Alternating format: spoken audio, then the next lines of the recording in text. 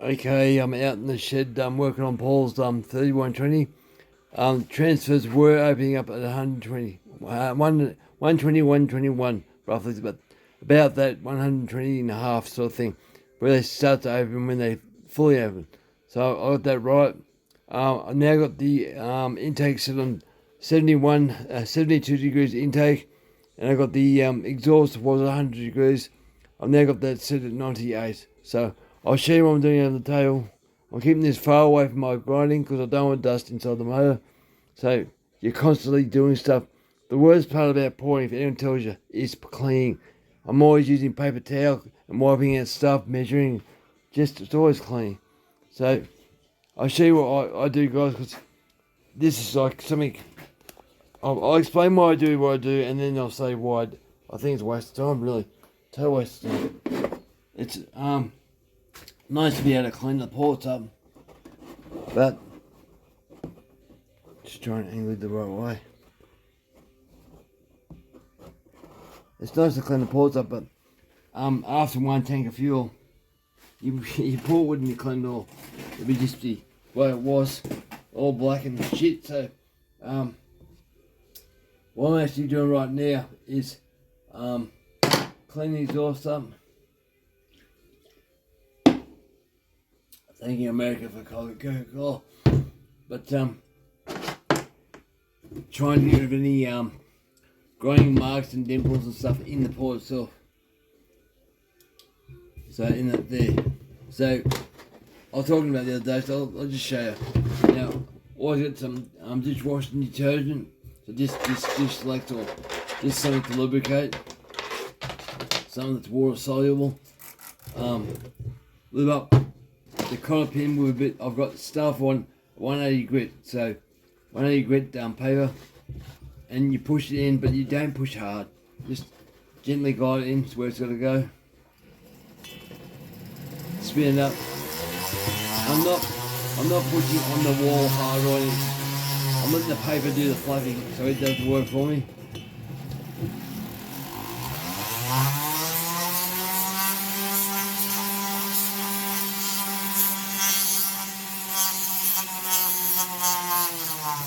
I know there's other ways to do it, but I haven't got no other stuff here, so a cotter pin. I want to get a longer cotter pin, so I've got to find one. I'll go to a boat shop.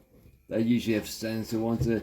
But I go from 180, all I from down to 1200, so 180, 320, 400, 400, 600, 800, then 1200. But to make that smooth. Now, to me, it's almost a waste of time. If you look at a golf ball, because I've done a golf ball intake before. A golf ball travels the way it does and travels further because of the dimples, and the air gets little eddies and currents, and the golf ball travel further. Well, the exhaust is similar. As soon as the air comes out, you want it out, but you don't want too much roughage in there. Like that's basically enough to you never see it.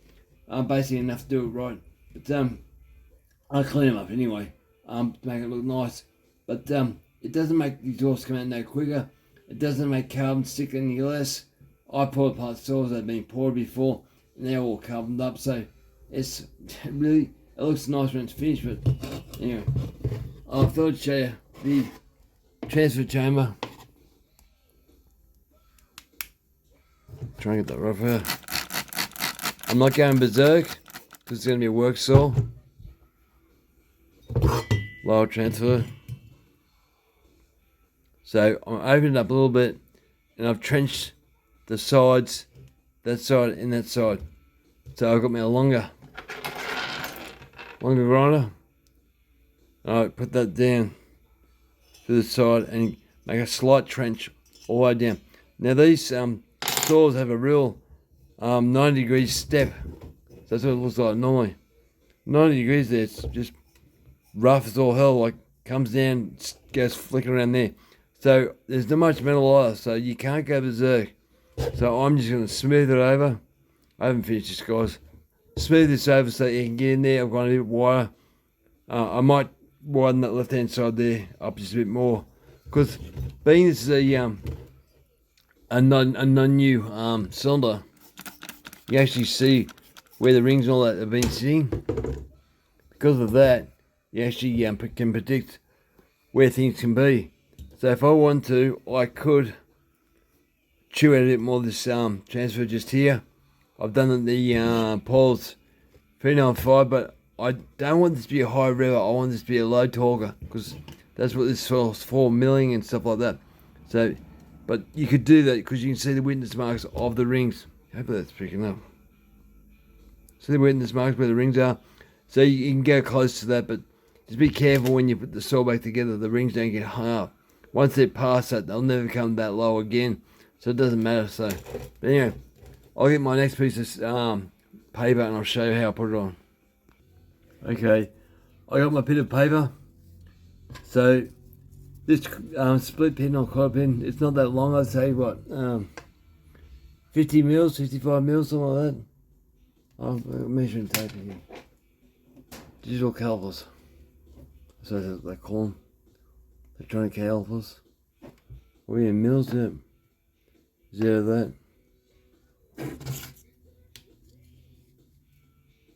This has all my small saws, but I want a big one for the this bigger saw. So I'm got about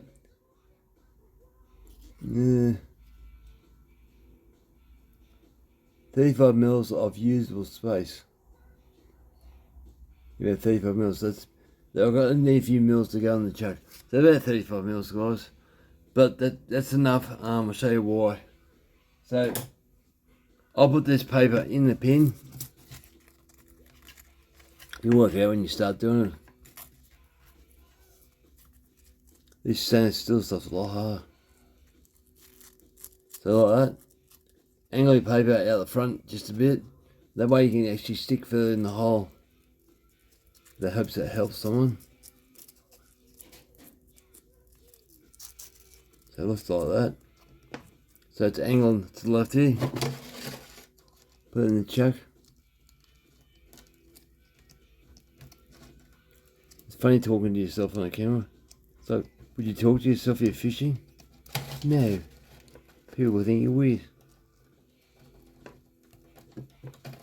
I hate this chuck because it doesn't like opening up and doesn't like sitting still. I think I'll worn it out.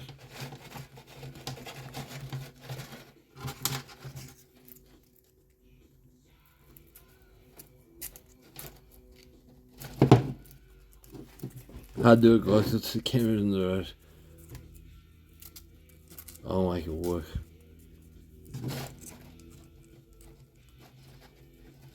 So just a bit in there, holding out the road, and you by yourself. It's so easier. Put this on my lap. Tighten that up so it doesn't come out. Right. Weather down with dishwashing detergent. Just so it doesn't get hot. You want this to be wet. Otherwise it'll screw everything up and it won't work at all. Waste of time. So, hope you guys can see this. Leave my torch on there. There we go. So, I'll just hold that just a tiny bit. Like that. I even put a new cable inside my die grinder. So it's smooth. Normally it vibrates.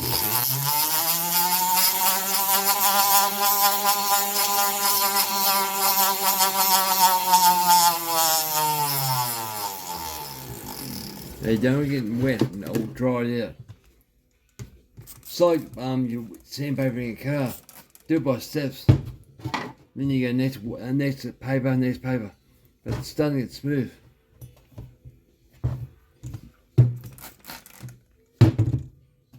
But the beautiful part, it gets part of the all the sharp edges inside the cylinder, so it gets rid of them too.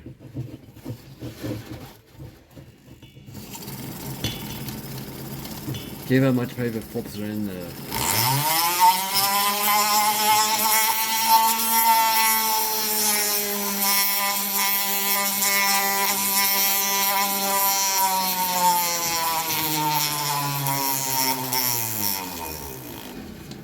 So it's pretty easy, and I'll go right up to 1200 and I'll smooth it out. Now, on the exhaust I went to 98, as I said before.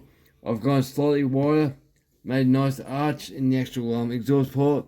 I've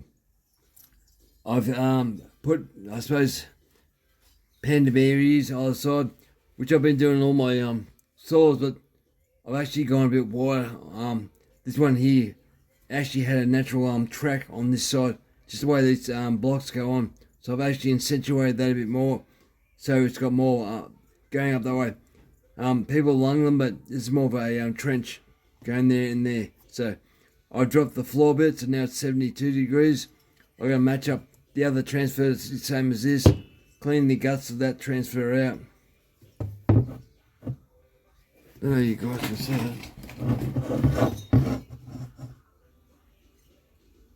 So down there, pretty grotty. There's some slag and stuff, but it's not too bad. With lumps and bumps, I want to clean them out. I don't want lumps and bumps and slag. But I'll put trenches down there, and this will be a really good work saw. Yeah, I thought I'd show you guys, might help someone with some tips. Alright, thanks for watching, guys. Okay, I'll try and film this. I'm up to 800. So most of nooks and crannies are gone. Nooks and crannies are going out from the holes. I have to get up early in the morning, 3 o'clock or something crap, because wife's going away to Tasmania. We'll put water in. So you should be able to see that clean up.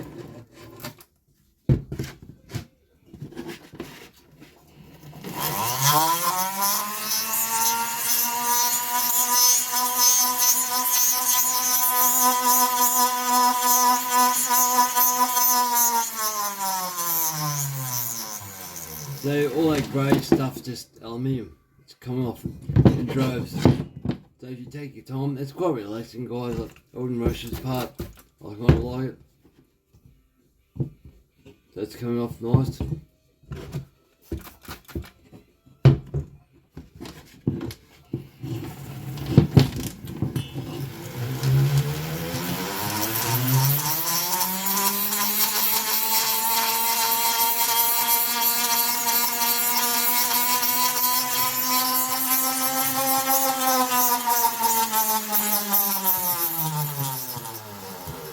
I then get 1200, and maybe lots more silver dust after that. Let me 1200 out. Okay, so I'll see if I can do a close up so you can see what it looks like. It's almost cleaned up. But the 1200 will really rip all that fine marks and stuff out like crazy. Go berserk with 1200 and makes everything level up. So you see it's more of a uniform shape now. But yeah, the 1200 will make it shiny. So I'll try and show that in film. New video course thing. Foot, hand, everything else. Wear the paper up, Kevin. I did my wife counting before scared the crap out of me. Didn't even hear the roll door open. Look for some super glue. Of course, I got none here in the shed. I got woodwork glue, but it's silicon. She broke the wheels on her bag to go on holiday.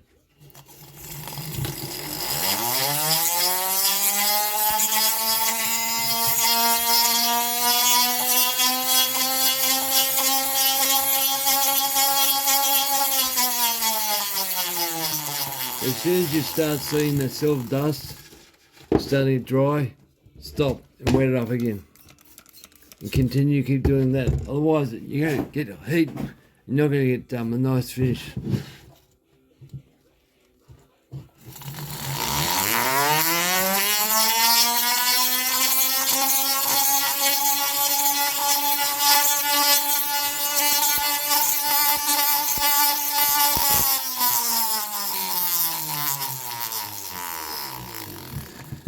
So I've worn the first part of that paper off.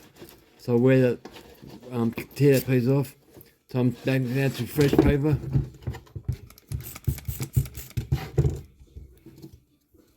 It's starting to clean right up now. You just keep doing that. Eventually it'll come nice and shiny.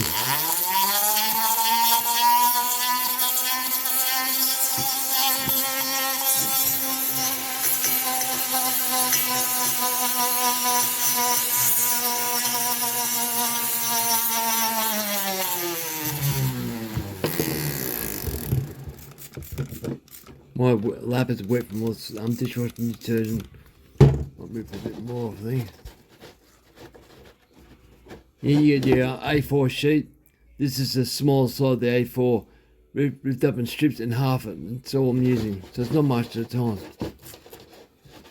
That's all you need.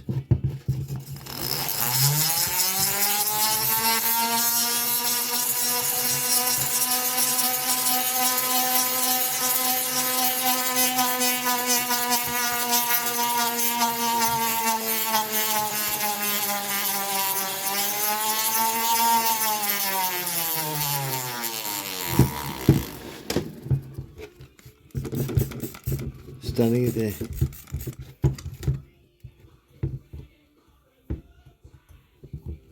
There's a lot of hard crap, like just a lot of grime. Needs to be washed in hot water. That's what I'll do. Now, if it's my cylinder, I'll finish there, but it's not mine, so I'll keep going until it's nice and shiny. But I gotta finish doing what I'm doing tonight. Otherwise, the kids are gonna be upset because they want to go to sleep. So you see all the cleanings you've done. That side, nothing at all. I've still got to run all that out yet. Look at the paper, fat paper, paper towel. Do a quick wipe. Go for a lot of paper towel, or kitchen paper towel.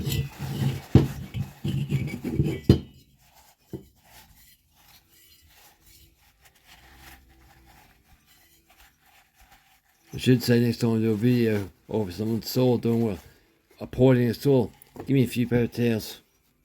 Go for so much of the stuff. Because the way the world is, you can't burn nothing in your backyard no more, so the bins are half the size of what the normal do, or you can't get rid of it in your own bin, but you still have to pay high rates. Do I have any compressed air left? Is the question.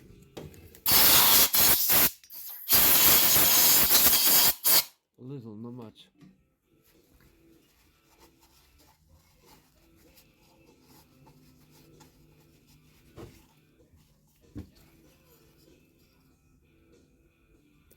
They're starting to shine up now. So I'll just keep repeating that with a few more pieces, but I'll take 3 more pieces of paper. That'll shine up nice. So, I actually show you, I'll get the other torch. It's starting to shine up. So, that's pretty good. I got the right angle, dangle, the right roof, all lumps and bumps almost. You see the lumps and bumps? Keep going until they're all gone. And it won't be hard because when you're doing 1200, it really grinds at it. So, those edges there, those coming up. Little dimples, they're so tiny you couldn't even do them with your fingernail, but the 1200 will grind them out, so I'll just keep going and they'll be done. But I've got to finish the grinding, but yep, so 98 on the, 98 in the exhaust. The transfer is 120, so that's 22 degrees, blood air. The intake is 72 on the intake, so I changed the top a bit, or penned barriers, or what you want to call it, buried it, but this thing should go quite good. So Paul, this will be a wonderful saw, so we'll see how this goes. I'm going to work out the coil. If anyone knows about the 272 coils, let me know, so I don't waste my time trying to work them out. Otherwise I'll have to get the right thing, buy the right one. Oh, one other thing I will touch on, I'll get a prop for this. Okay, I came up with an idea in my head while I was listening to Akadaka, AC/DC, Razor's Edge. On there's guys that listen to the same CD almost till wear out. I had this on tape years ago. It's my Christmas present. I just played it over and over. Now, turbocharging I saw. Now, the idea came to my head because of that. When you got a windowed piston port, you got a valve. So your piston goes up and down through here, as you know. actually trying to torture me. Goes up and down, and that shuts the air in or on or off, I should say, as it goes up and down. Let's open and shut, open and shut. The exhaust does the same thing, open and shuts. But the transfers, they open at the same time the exhaust opens up. So, to me, we need a valve, and that's where I thought, well, why not? So, this side here is the flywheel side. So, you guys out there who do turbos and stuff, turbo, supercharged, doesn't really matter. But turbo, they have ceramic bearings. I don't know what they look like, but I've been seen an episode where people have ceramic bearings. A guy in Australia years ago, and I've seen recently in America, had what they call them, rotary valve heads. But he'd done a Honda 80cc postie bike. He had a rotary valve in the head. So imagine this valve with a bite out of it. So you got like an apple bite. As that rotates around in the exhaust pipe, they'll let air in or out when the timing comes around just right, as a valve. So it's open, shut. But I was thinking we could do that, or we could do a hole in the side completely, so the exhaust comes in for the hole and comes out for the exhaust, for the pipe. So that could be another way of doing it. But they could go over the front, have ceramic bearings, a muffler or a manifold, I should say, ceramic bearings. So apparently the ceramic bearings don't need oil. They get hot and they stay lubed up. I don't know how they work, to answer that. But they work well. The ones I saw in America, they had a 5-litre V8 Lincoln doing, what was it? Something stupid. I think it was 12,000 revs, because there's no parasitic power taking off by the valves and stuff like that. So the head was a lot smaller. You had no temper cover. The head was only probably 4 inches tall. So you had a valve sitting straight for the head, and that let the air in or out through a port on the side. So it line up with the intake on the piston as the piston goes up and down, and line up on the air as it's spun around. So I thought, you guys out there who have friends or whatever, can you get a ceramic bearing mounted somehow so you can still get access to the bolt? You might have to go up or below, I don't know, probably below on a Husky. Get access to your bolt, make the valve with this particular sub, put a seal on one end, let the exhaust go at the other end. That will go to a turbo. This will have to spin the right time, so every rotation will have to be the same. So two-stroke power of a stroke. So you have to make it rotate at the same speed as the motor. So I'd put a cog here somewhere and run the cog back to the flywheel, and that would get the correct timing. So if you want to adjust it, I'd make an adjustable sprocket on the side, so you might have to adjust it by 2, 3, 10 degrees, I don't know. I saw a World War II plane at the end of World War II, actually. It made 20 horsepower per litre. So really we should be able to get this saw here, really get up in the hum if that's the case. And 20 per litre. Or 20 per inch, I'm not sure now. It was a huge amount of power. They had a supercharger and turbo. And they had a similar way, but they had complicated mechanisms, cogs and stuff. And they had a cylinder inside the cylinder which would go up and down and twist at the same time. So it was a direct competition to the Merlin motor, but it worked so well. It was not funny, but that was just when the age of gas turbine jet motors came in. They saw it as being just a waste of time, but it was producing a lot of power. So I deemed that to be too complicated. Maybe Dyna Joe could do a sleeve that goes up and down. They had teardrop ports that would overlap, so you go small and all of a sudden bang and pop straight up, and that's how they managed to turbocharge it. I don't know how they've done the seals and stuff, but why not this way? Seal on the side, adjustable cog, the right size, and another sprocket around the flywheel. Get a dummy saw at first, or just a dummy motor, full stop, that's two-stroke, maybe a scooter motor.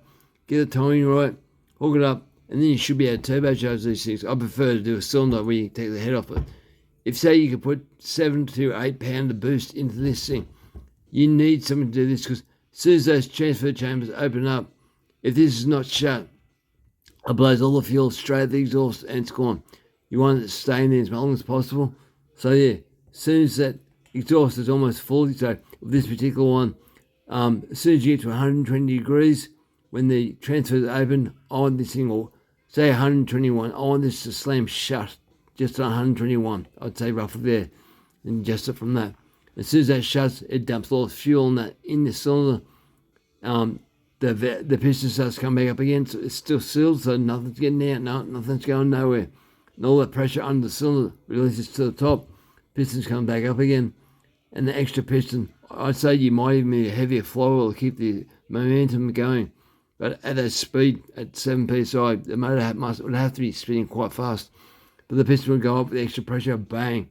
So a low pressure motor like this particular one, it's got 42,000 inch.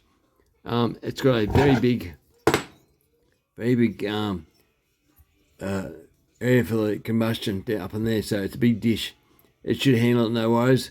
It's got 5mm bolts holding thing down, so that should hold it. But I'd sooner have a motor that's had 6 bolts actually, because they need a lot of pressure. Or put metal braces or something, get rid of this bottom cooling fin, put metal braces there. But yeah, that's what I'm reckon. I don't have the gear to do it, guys. I've come up with an idea, maybe. But yeah, if we can make this into a valve, a rotating valve, it should work good. Anyway, that's my rumbling and bumbling. I'll call it a night. Alright guys, thanks for watching.